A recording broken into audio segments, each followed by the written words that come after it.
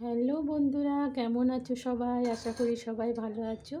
তো আজকে আমি বানাচ্ছি, এই দেখো, মাশরুমের পকোড়া। এটাই একটা ইউনিক রেসিপি। তোমরা প্রথম থেকে শেষ পর্যন্ত ভিডিওটা দেখবে। দেখো এটাকে আমি কি করি। এটাকে একটু তেল দিয়ে ভেজে নেব প্রথমে।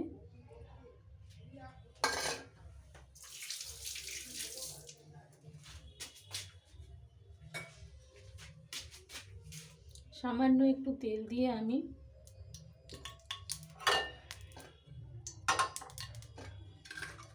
মাশরুমগুলোকে ভেজে নেব।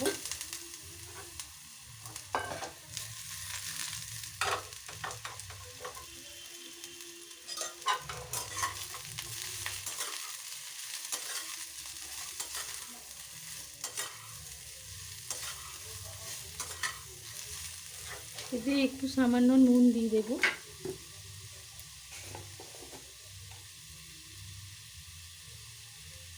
নুন দিলে মাশরুম থেকে জলটা বেরিয়ে যাবে।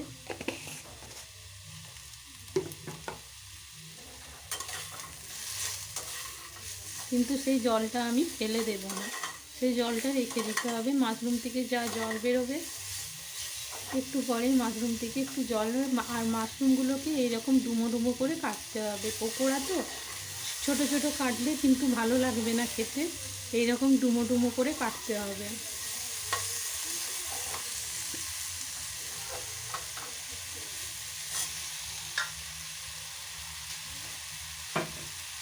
এবার এটা একটা ব্যাটার তৈরি করে নেব আমি। এই মাশরুমগুলো ততক্ষণ হোক ভাজা, এগুলোর জন্য আমি একটা ব্যাটার তৈরি করে নেব।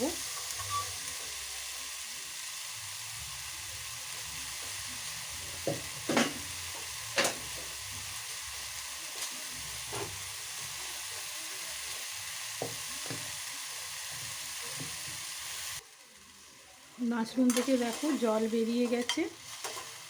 মাশরুমগুলো এখনও এটাই একটু সেদ্ধ করতে হবে, তারপরে তেলে ভাজতে হবে। ব্যাটার দিয়ে তেলে ভাজলেই হয়ে যাবে।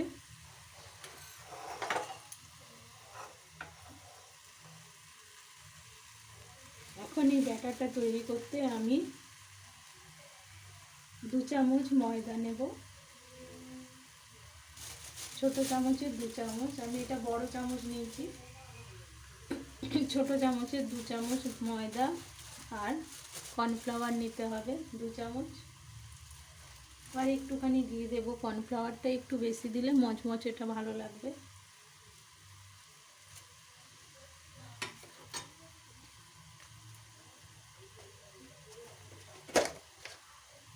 আর এটার মধ্যে আমি একটু বেসন দিয়ে দেবো। বেসনটা কিন্তু খুব অল্প পরিমাণে দিতে হবে, বেসন বেশি দিলে ভালো লাগবে না খেতে। এরপর এর মধ্যে একটু বেশি ময়দা, বেশি মশলা অ্যাড করে নেব এই ব্যাটারটার মধ্যে।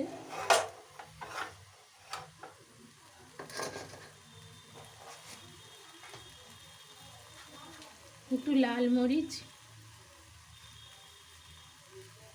এটা একটু হলুদ, একটু ধনে জিরে গুঁড়ো।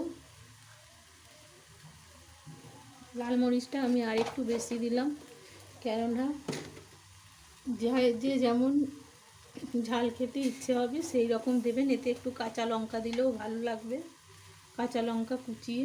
একটু নুন দিয়ে দিলাম।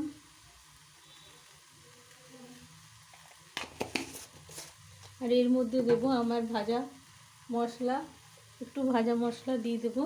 এই ভাজা মশলাটা আমি বাড়িতে বানিয়েছি। একটু ভাজা মশলা দিয়ে দিলাম। আর এটা ধনে জিরে গরম মশলা দিয়ে একটা ভাজা মশলা করা আছে, সেটা একটু দিয়ে দিলাম।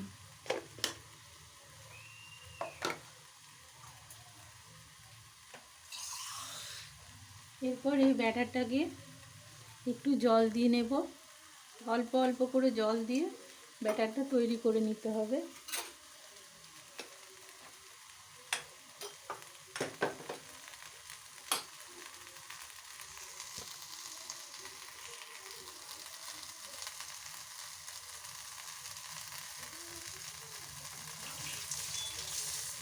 ছাতুটা একদম হয়ে গেছে, জল শুকিয়ে গেছে, এর থেকে আর বেশি কিছু করব না।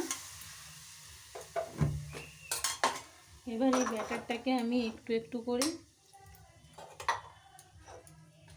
জল দিয়ে ভালো করে মিশিয়ে নেব। এই পকোড়াটা সস, গ্রিন চিলি সস, সব কিছু সসের সাথেই ভালো লাগে, সিজওয়ান সস।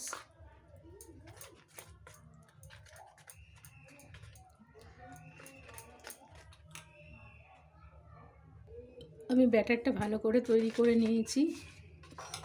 এই ব্যাটারের মধ্যে এই ছাতুগুলোকে আমি এবার দিয়ে দেব। ছাতুগুলো কত বড় বড় ছিল।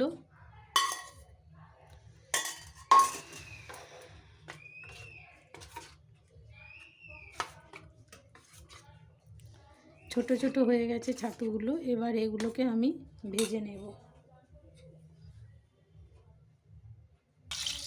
কড়াইয়ে তেলটা গরম হয়ে গেছে, সেটা আমি একটা একটা করে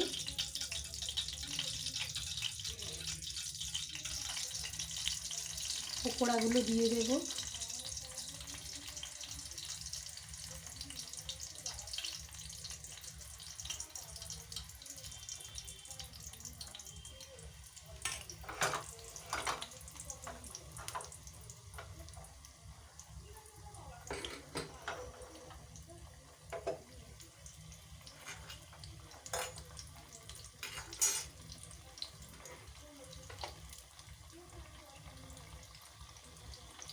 ছাতুগুলোর উপরে একটু করে কোটিংটা দিয়ে দিচ্ছি।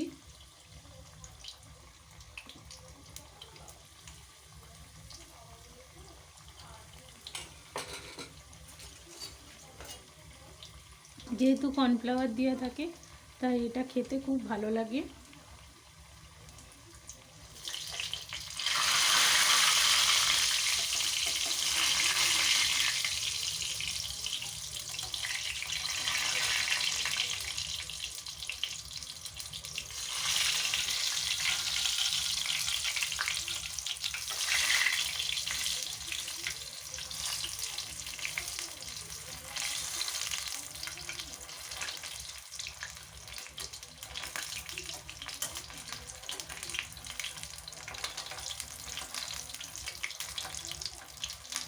আমি সব পকোড়াগুলো ভেজে নিচ্ছি এরকমভাবে। এরকম লাল লাল করে আমি ভেজে তুলে নেব। একদম মচমচে করে ভেজে তুলে নিতে হবে। আর গ্যাসের ফ্লেমটা একদম কমিয়ে দিতে হবে। বেশি বাড়িয়ে দিলে তাড়াতাড়ি পুড়ে যেতে পারে, তাই গ্যাসের ফ্লেম একদম কমিয়ে করতে হবে, তাহলে জিনিসটা বেশ মচমচে হবে। তো বন্ধুরা, গরম গরম মাশরুমের পকোড়া তৈরি হয়ে গেছে। এটা sauce, chilli sauce, Szechuan sauce দিয়ে খেতে খুব ভালো লাগে। তো মচমচে, খুব মচমচে হয়েছে। তো তোমরাও এমনি করে বানিয়ে খেয়ে দেখো কেমন হয়েছে। যদি ভালো লাগে ভিডিওটা অবশ্যই লাইক করো। তো আজকের মতো ভিডিওটা এখানে এন্ড করছি। পরের একটা নতুন ভিডিওর সাথে চলে আসবো। ততক্ষণ পর্যন্ত রাধে রাধে, জয় শ্রীকৃষ্ণ।